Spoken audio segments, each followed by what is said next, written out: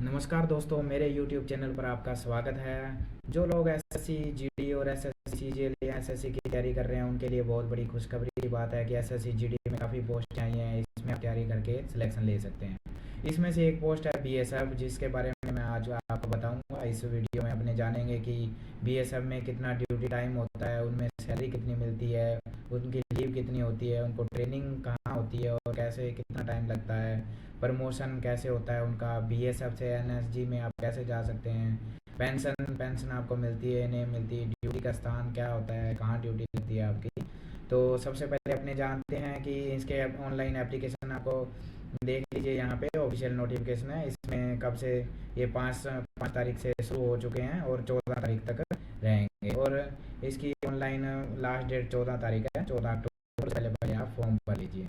और online payment की बात की जाए तो 15 अक्टूबर तक आप भर सकते हैं 11 बजे तक। और ये अगर आप इसमें फॉर्म में मान लो कोई गलती हो जाती है तो ये विंडो दोबारा से 5/11 को ओपन होगी। 5/11 को जो 7/11 तक रहेगी। इसमें आप दोबारा से फॉर्म में कोई गलती है तो उसको आप सही करके कर सकते हैं। तो ये देखिए, कंप्यूटर बेस्ड एग्ज़ाम होगा, ये लिखा हुआ है ऑफिशियल नोटिफिकेशन में। और ये जनवरी फरवरी में हो सकता है एग्ज़ाम। तो टेंटेटिव लिखा हुआ है ना, इसलिए जनवरी फरवरी में हो सकता है। तो तैयारी रखें।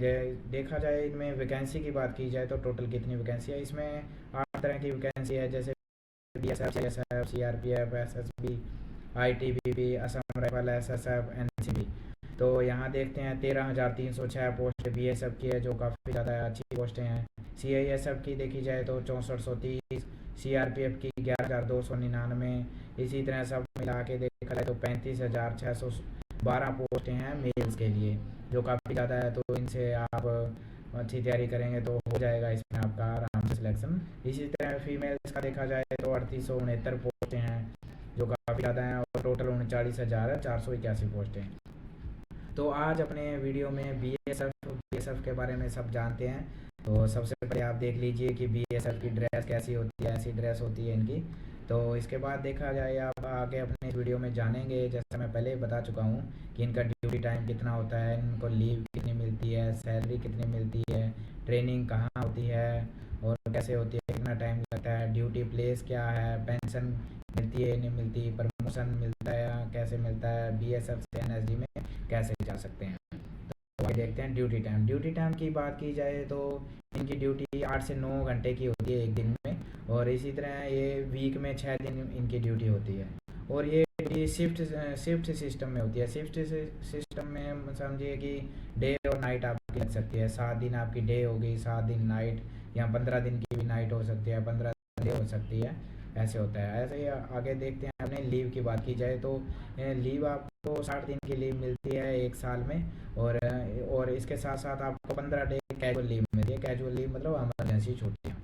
और आगे देखते हैं अपने सैलरी की बात की जाए तो आपको 35 से 40 हज़ार रुपये पर मंथ दिया जाएगा। और इसके साथ साथ आपको अदर अलाउंसेस जैसे ड्रेस अलाउंसेस और भी काफ़ी फैसिलिटी मिलती है, जैसे मेडिकल फैसिलिटी, कैंटीन का तो आपको पता ही होगा। जैसे आर्मी की कैंटीन होती है तो सस्ता सामान मिल जाता है। इसे कैंटीन एक अच्छी, ये बहुत अच्छी सुविधा है। और ऐसे ही ट्रेनिंग की बात की जाए तो ट्रेनिंग इनकी 1 साल की, यहाँ 52 वीक की कहते हैं। तो 52 वीक की होती है। तो ये 5 मेजर ट्रेनिंग सेंटर हैं इंडिया में, वहीं होती है ये। तो आगे अपने देखते हैं। आगे देखते हैं ड्यूटी प्लेस की बात की जाए तो इनकी duty Indo Pakistan, Indo Bangladesh border पे लगती है।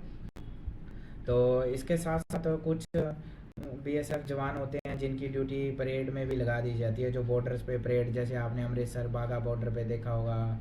ऐसे ही फिरोजपुर में हुसैने वाला बॉर्डर है, उन पे जो होते हैं बीएसएफ के जवान परेड करते हैं। तो उनमें भी इनकी ड्यूटी लग जाती है। इलेक्शन के टाइम में इलेक्शन में भी ड्यूटी लगा सकते हैं। तो आगे देखते हैं अपने। आगे पेंशन की बात की जाए तो जिन कर्मचारियों ने 1/1/2004 से पहले ज्वाइन किया हुआ है तो उनको तो पेंशन मिलेगी। उनको पेंशन ऐसे मिलती है। तो जो उसका बेसिक का 50, बेसिक प्लस डीए का 50%, जो लास्ट में उनका होता है, लास्ट ईयर में जो उनका बेसिक प्लस डीए होता है उसका 50% उनको पेंशन के रूप में दिया जाता है। ऐसे ही देखा जाए जिनकी ज्वाइनिंग 1/1/2004 से बाद में है, उनको एनपीएस योजना के तहत पैसा दिया जाता है। एनपीएस में हर कर्मचारी को महीने अपनी सैलरी में से 10% कटवाना पड़ता है।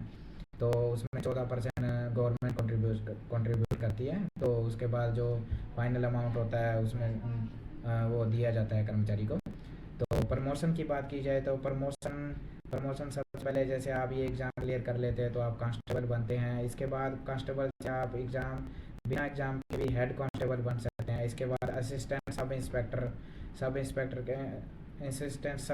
के बाद सब इंस्पेक्टर बनते हैं। फिर उसके बाद सब इंस्पेक्टर से इंस्पेक्टर, इंस्पेक्टर से सूबेदार, मेजर। इसमें हेड कांस्टेबल बनने के लिए 8 साल लग जाते हैं, मतलब काफ़ी लंबा पीरियड मेरे को लगा ये। और लेकिन इसके बाद ये सब एग्ज़ाम दे के आप आगे से आगे प्रमोट हो सकते हैं। तो आगे देखते हैं अपने आगे। बीएसएफ से एनएसजी, एनएसजी में जाने के लिए आपको बीएसएफ में 3 साल सर्विस कंप्लीट करनी पड़ेगी। साथ साथ एनएसजी में फिजिकल और मेडिकल स्टैंडर्ड, जो आपका फिजिकल और मेडिकल होता है उसको भी आपको क्वालिफाई करना पड़ेगा एनएसजी जाने के लिए। एनएसजी में आपको बता दूं, एनएसजी है कमांडो, जिनको ब्लैक कमांडो भी कहते हैं। ये एक अच्छी जॉब है। तो इसमें जब आप 3 साल की सर्विस पूरी करते हैं तो इस सर्विस में आपको कोई पनिशमेंट भी नहीं मिली होनी चाहिए। पनिशमेंट मिलेगी तो एनएसजी में जाने के लिए क्वालिफाई नहीं कर पाओगे। तो ये सब होना चाहिए। अगर ये सब आप क्वालिफिकेशन पूरी कर लेते हो तो उसके बाद आपको 14 वीक की आपकी ट्रेनिंग होगी, जो मानेसर हरियाणा में होती है, हरियाणा में।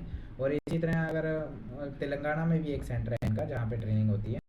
तो इसी तरह के और वीडियो देखने के लिए मेरे चैनल को सब्सक्राइब करें। थैंक यू दोस्तों।